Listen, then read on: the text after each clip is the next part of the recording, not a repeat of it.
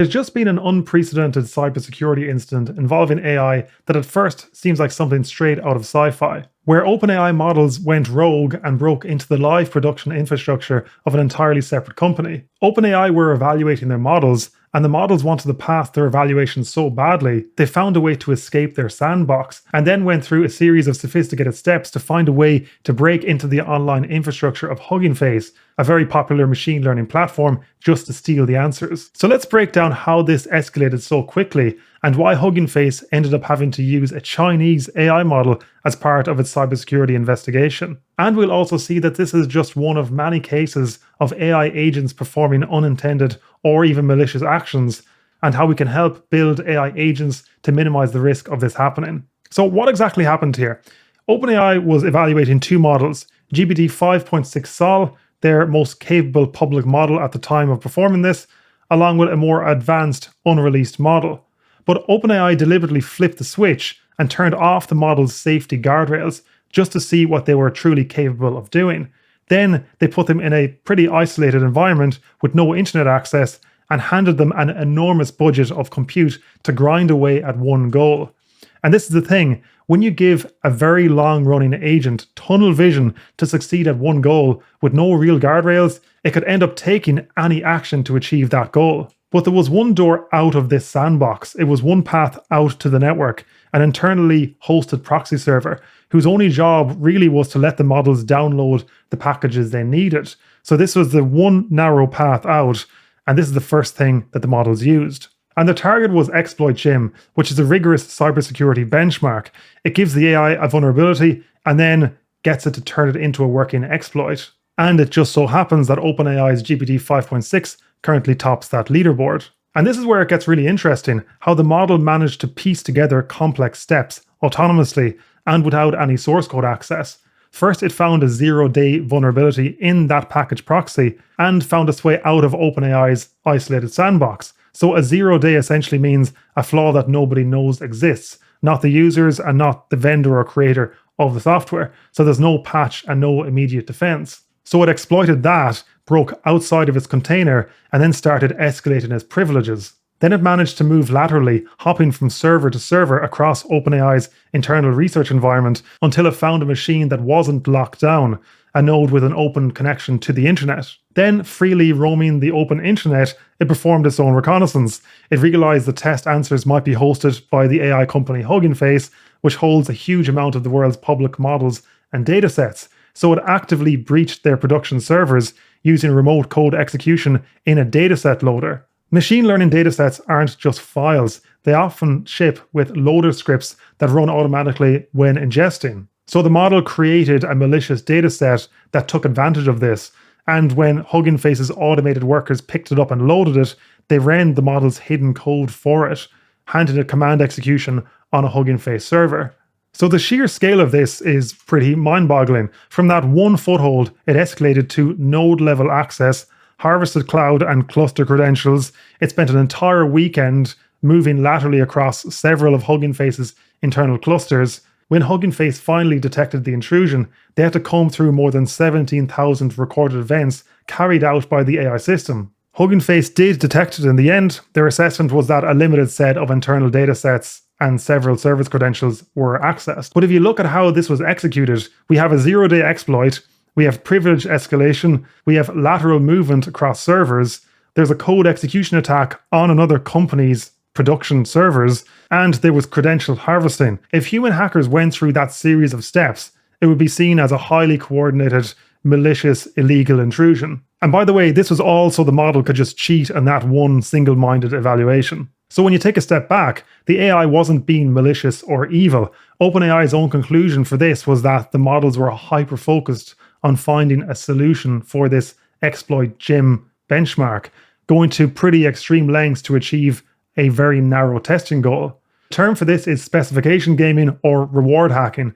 The model optimizes relentlessly for that one objective you give it, with no sense of laws or boundaries as we would have. So the AI wasn't trying to commit a crime here, it was trying to efficiently pass the test. When you think about it, this was a containment failure. The AI should not have been allowed to perform these actions. It should have never been allowed to leave its sandbox, even with its guardrails disabled. But interestingly, the day before OpenAI attributed this breach to its own models, they published a separate disclosure on long horizon models. In one internal test, a model was explicitly forbidden from touching public code repos, and it spent roughly an hour hunting for a vulnerability in its own sandbox, purely so it could break out and open a public GitHub pull request. So this was an hour of effort to define one rule it was given.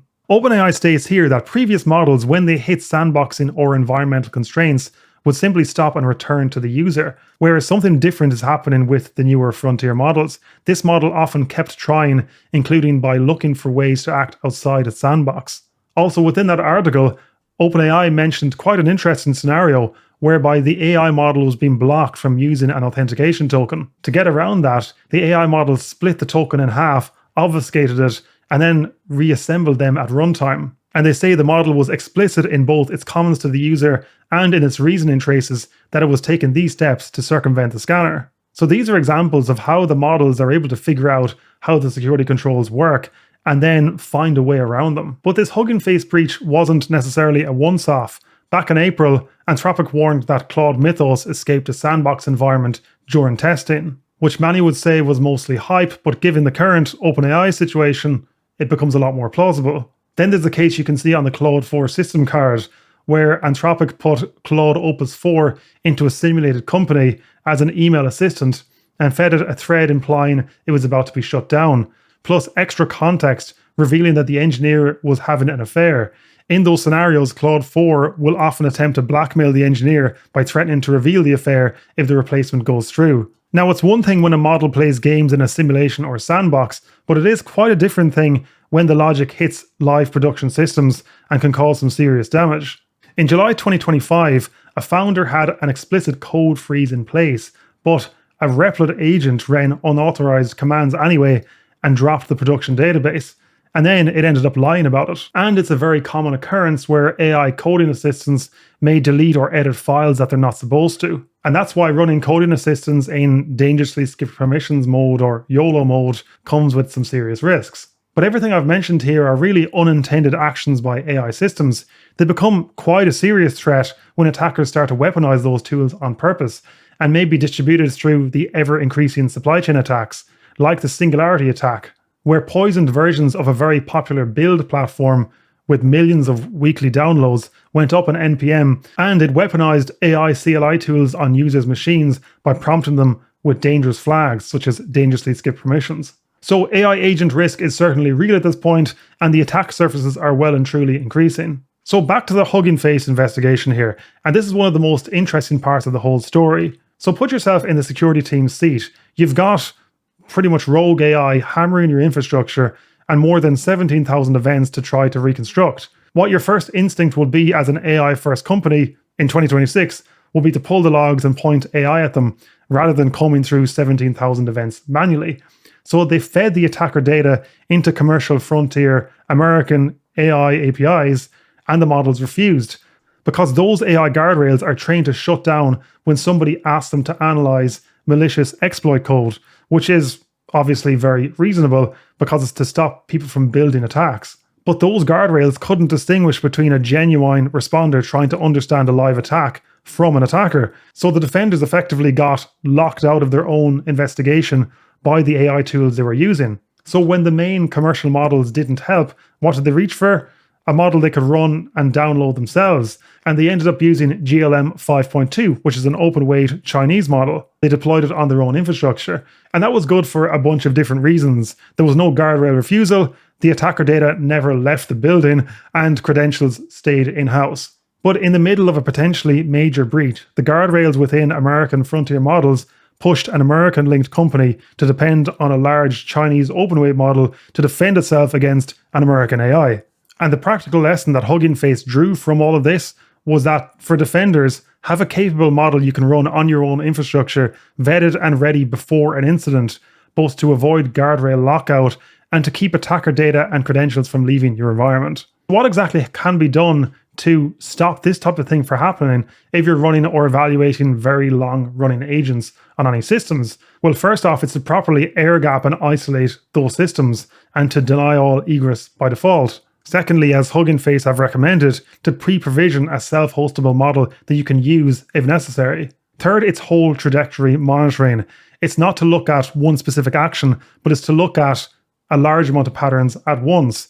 If monitoring only asks, does this one command look dangerous, it could miss the entire pattern completely. And finally, something that we always talk about is human in the loop.